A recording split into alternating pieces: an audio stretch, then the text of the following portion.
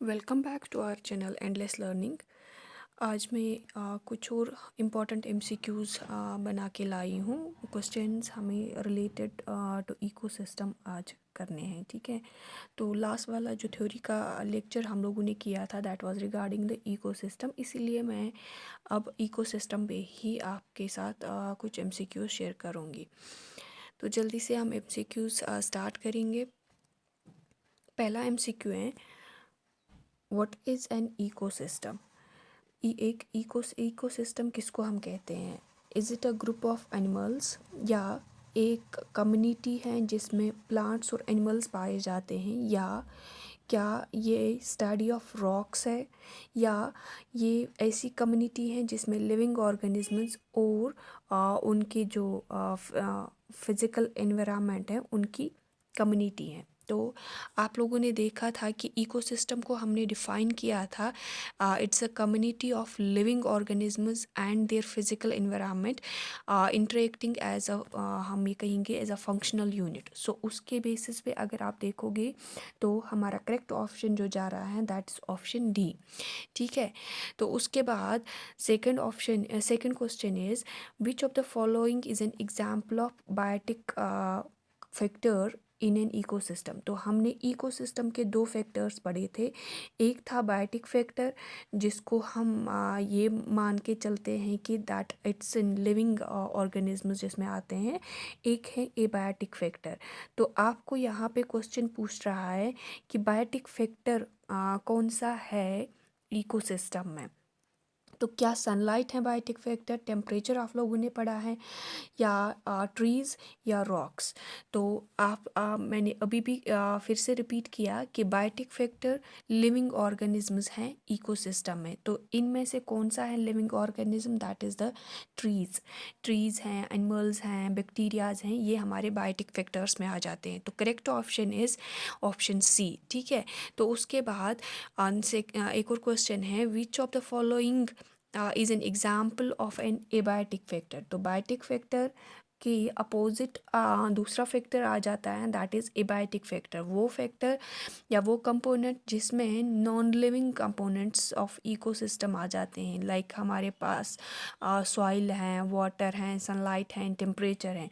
तो इनमें से आपको कौन सा लग रहा है जो एबायोटिक फैक्टर है? Trees are living part, birds are living part, there is living part, so correct option is option C जो सॉइल है, ठीक है। तो उसके बाद हमें एक और क्वेश्चन है that is, what does a food chain represent in an ecosystem. एक फूड चेन जो है, फूड वेब जिसके ज़रिए हमें एनर्जी ट्रांसफ़र होती है, तो उसमें वो इकोसिस्टम में क्या रिप्रेजेंट कर रहा है? तो फूड चेन जो है that represents the flow of energy from one organism to another organism एक इकोसिस्टम में। जैसे कि प्रोड्यूसर्स जो एनर्जी बनाते हैं, जो प्रोड्यूस करते हैं, तो कंज्यूमर्स ये किसके ज़रिए रिप्रेजेंट होता है? It's represented by the food chain. तो इसमें से करेक्ट ऑप्शन कौन सा है? That is the it represents the energy flow between the organisms from producers to consumers, ठीक है। तो उसके बाद एक और क्वेश्चन है that is, what role does plants play in an ecosystem। तो हम लोगों ने पढ़े थे प्रोड्यूसर्स, हम लोगों ने कंज्यूमर्स पढ़े थे, हम लोगों ने डिकम्पोजर्स पढ़े थे, प्रेडेटर्स पढ़े थे। तो कंज्यूमर्स कौन से होते हैं?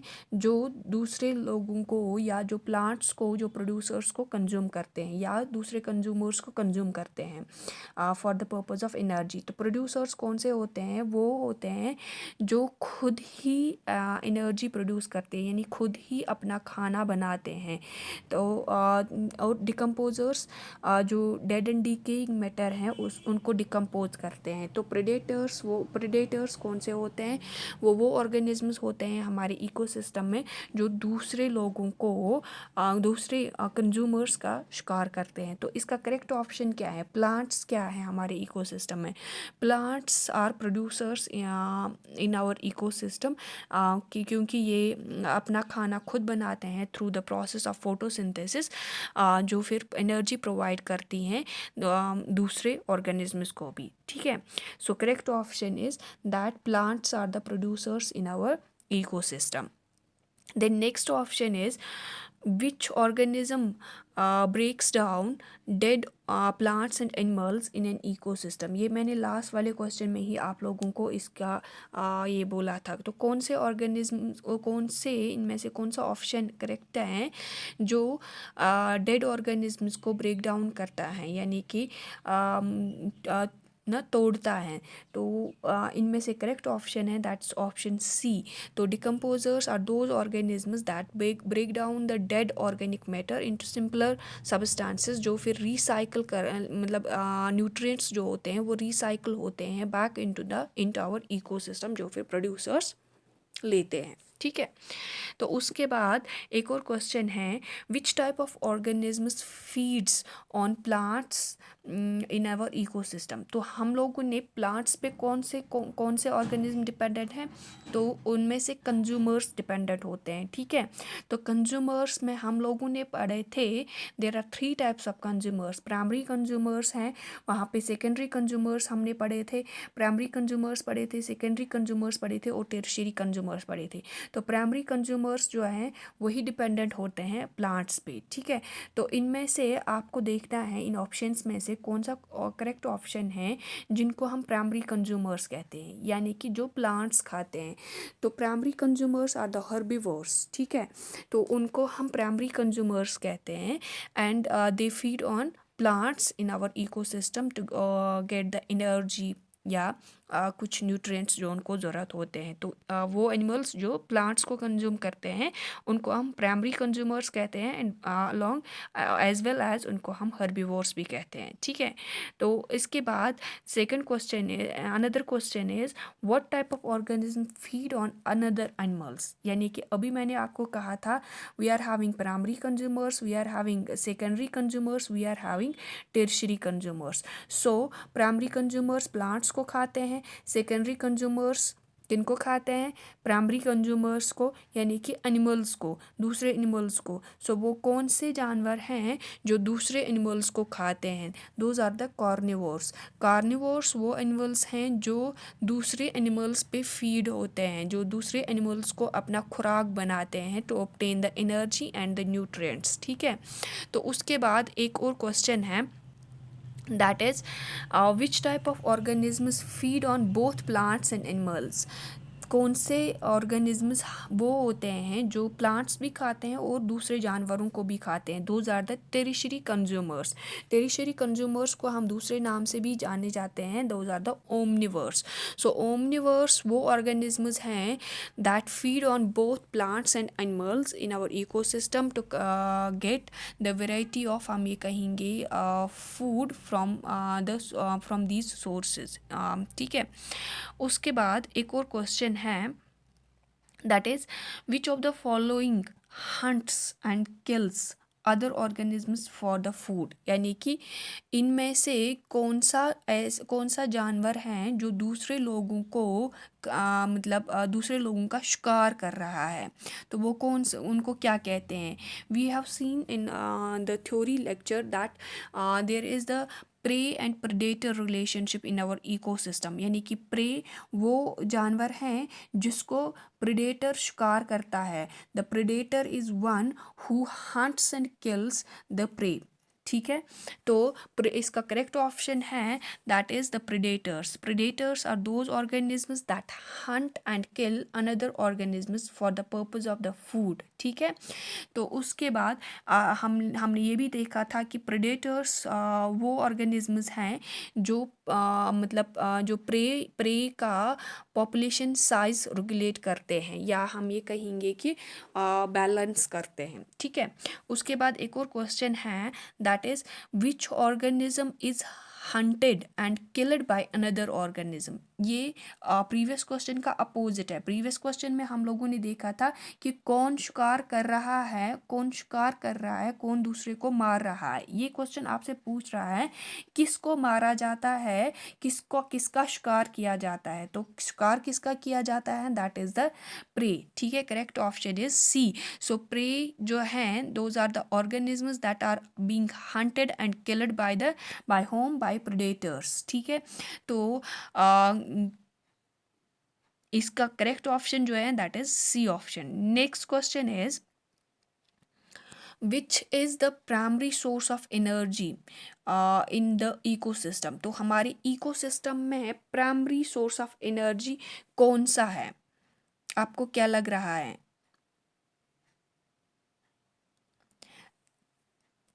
Is air primary source of energy, water primary source of energy है, सनलाइट है या सॉइल है? तो इसका करेक्ट ऑप्शन है, क्योंकि सनलाइट को हाँ प्लांट्स जो हैं प्राइमरी जो एनर्जी बनाते हैं, यानी कि प्रोड्यूसर्स जो हैं वो सनलाइट को कंज्यूम करते हैं and they change it into the food and fuel for other animals in the food chain. ठीक है, so primary source of energy क्या हमारे पास है, that is the option C is the correct option, that is sunlight. ठीक है, उसके बाद हमारे पास एक और क्वेश्चन है, what abiotic factor is essential for plant growth in the terrestrial ecosystem. तो हमें आपको बोलना है कि कौन सा एबायोटिक फैक्टर प्लांट ग्रोथ के लिए ज़रूरी है। क्या सनलाइट ज़रूरी है, क्या रेनफॉल ज़रूरी है, क्या टेम्परेचर ज़रूरी है, या सॉइल ज़रूरी है? सो टेरिशियल इकोसिस्टम जो है उसमें आपको रेनफॉल की ज़रूरत है, जो एक एक प्लांट को, एक पौधे को ग्रोथ के लिए ज़रूरी है। ठीक है, सो हम ये कहेंगे कि it's providing water that is being needed during the photosynthesis and also the nutrient uptake is essential because of this rainfall. ठीक है, तो rainfall is the correct option. Rainfall ज़रूरी है प्लांट ग्रोथ के लिए in terrestrial ecosystems. Next question is what gas is produced as a byproduct of the photosynthesis। photosynthesis जब होती है तो कौन सा gas as a by product plants उसको छोड़ देते हैं? आप लोगों को पता है फोटोसिंथेसिस प्रोसेस के ज़रिए ऑक्सीजन बनता है। ठीक है, सो रेस्पिरेशन प्रोसेस के ज़रिए क्या बनता है, कार्बन डाइऑक्साइड। ठीक है, तो फोटोसिंथेसिस प्रोसेस के ज़रिए ऑक्सीजन बनता है। Then the correct option is that is option C, that is oxygen. Oxygen जो है that's being produced as an by product during the photosynthesis in plants, और वो फिर रिलीज होता है एटमॉस्फेयर में। ठीक है, and another question is that is what gas do plants absorb during this photosynthesis. कौन सा गैस है जो प्लांट्स एब्जॉर्ब करते हैं ड्यूरिंग कंज्यूम करते हैं ड्यूरिंग फोटोसिंथेसिस? क्योंकि ऑक्सीजन वो एटमॉस्फेयर में बाहर छोड़ते हैं, तो कंज्यूम वो कौन सा गैस करते होंगे, that is the carbon dioxide. So option A is correct, that plants absorb carbon dioxide during photosynthesis, क्योंकि उनको मतलब they are using carbon dioxide as an raw material, ताकि वो प्रोड्यूस कर सके ग्लूकोज और ऑक्सीजन। ठीक है, and another question is that is which element is essential for the synthesis of proteins in the living organisms। तो proteins में जो essential element हमें पाया जाता है that is the nitrogen। so nitrogen जो है that is the essential हम ये कहेंगे कि element for the synthesis of proteins in living organisms, और ये एक की कंपोनेंट हैं इनका, जो हमारे अमाइनो एसिड्स हैं, जो बिल्डिंग ब्लॉक्स हैं प्रोटीन्स के। तो प्रोटीन्स जो किनके बने होते हैं, अमाइनो एसिड्स के। अमाइनो एसिड्स में उनमें क्या चाहिए, एसेंशियल एलिमेंट हैं, वो नाइट्रोजन है। So nitrogen is the correct option. ठीक है, तो उसके बाद एक और क्वेश्चन है, that is what substance is essential for all life forms on the earth। जो भी जिंदा जानवर ज़मीन पे रहते हैं उनके लिए इनमें से कौन सा ज़रूरी है, कौन सा सब्सटेंस ज़रूरी है? क्या कार्बन डाइऑक्साइड ज़रूरी है, क्या ऑक्सीजन ज़रूरी है, क्या वाटर ज़रूरी है, या नाइट्रोजन ज़रूरी है? तो सबसे ज़्यादा ज़रूरी इनमें से जो है हर एक जानवर के लिए ऑक्सीजन भी ज़रूरी है, बट इन मतलब plants there is carbon dioxide and in animals there is oxygen. So ये कह रहा है इन ऑल लाइफ फॉर्म्स, तो ऑल लाइफ फॉर्म्स के लिए हमें वाटर ज़रूरी है। तो water is an essential for all life forms on the earth, serving as an universal solvent. ठीक है, इसमें हर कोई चीज़ डिज़ोल्व होती है। हम ये कहेंगे कि जो हमारे बायोकेमिकल रिएक्शंस हैं वो भी इसी मीडियम में होते हैं, वाटर में। ठीक है, तो ये हमें सोर्स ऑफ हाइड्रोजन भी है। कौन सा? वाटर। ठीक है, the correct option is option D, that is water. उसके बाद एक और क्वेश्चन है, that is what provides nutrients and support for plant growth in terrestrial ecosystem. इनमें से कौन सा टेरिशियल इकोसिस्टम में प्लांट ग्रोथ के लिए न्यूट्रिएंट्स प्रोवाइड करता है और सपोर्ट प्रोवाइड करता है? यानी कि टेरिशियल इकोसिस्टम किसको हम कहते हैं? जो मतलब ज़मीन पे होता है, दैट इज़ लैंड इकोसिस्टम जिसको हम कहेंगे। ठीक है, तो उसके लिए कौन सा ज़रूरी है? तो वो न्यूट्रिएंट्स कहाँ से लेता है? वो न्यूट्रिएंट्स लेता है सॉइल से। So soil provides nutrients and support for the plant growth in terrestrial land और लैंड इकोसिस्टम। ठीक है, ये सप्लाई करता है मिनरल्स को जो कि फिर रूट्स एब्जॉर्ब करते हैं और वो लीव्स तक उसको पहुंचाते हैं, and it gives support to the plant to grow. ठीक है, तो इसका करेक्ट ऑप्शन है सॉइल। उसके बाद एक और क्वेश्चन है, that is which abiotic factor effects the metabolic rate and behaviour of an organism. मतलब इनमें से कौन सा एबायोटिक फैक्टर ऐसा है जो जिसकी वजह से, या अगर वो इंक्रीज या डिक्रीज हो जाए तो मेटाबॉलिक रेट भी इंक्रीज डिक्रीज होती है और ऑर्गेनिजम्स का बिहेवियर भी चेंज होगा। ठीक है, इनमें से कौन सा फैक्टर है? Is that a water or soil or temperature or sunlight? So temperature अगर increase decrease होता है, it affects the metabolic rate and the behavior of an organism in an ecosystem। चूँकि ये influence करता है हमारी physiological processes को, हम ये कहेंगे ये influence करता है activity, मतलब level जो हमारी हैं उसको ये influence करता है। So correct option is option C, temperature। Okay, and the next question is what abiotic factor measures the amount of moisture in the air? इनमें से कौन सा एबायोटिक फैक्टर है जिसकी वजह से हमें पता चलेगा कि हमारे जो इर्द गिर्द हवा है उसमें कितना मॉइस्चर पाया जाता है? तो कौन सा एबायोटिक फैक्टर है? Is that temperature, sunlight, humidity और विंड? यस, ह्यूमिडिटी जो है इसकी वजह से हम ये कह सकते हैं that it how much moisture is there the air that is surrounding us. ठीक है, तो ह्यूमिडिटी जो है it influences the plant transpiration rate, या एंड द जो हम वाटर साइकिल जो हमारे इकोसिस्टम में है वो भी इफ़ेक्ट होता है इस ह्यूमिडिटी की वजह से। ठीक है, तो ये थे कुछ क्वेश्चंस। आई होप आप लोगों को अच्छे लगे होंगे, and do comment in the comment section कि आप लोगों को क्वेश्चंस की लेवल कैसी लगी, whether the questions were difficult और इजी, सो दैट मैं आगे वही ऐसे ही क्वेश्चंस फिर लाऊंगी। अगर डिफ़िकल्ट थे तो थोड़े से इजी लाऊंगी, अगर इजी थे तो थोड़े से डिफ़िकल्ट लाऊंगी। Thank you very much for your support. God bless you.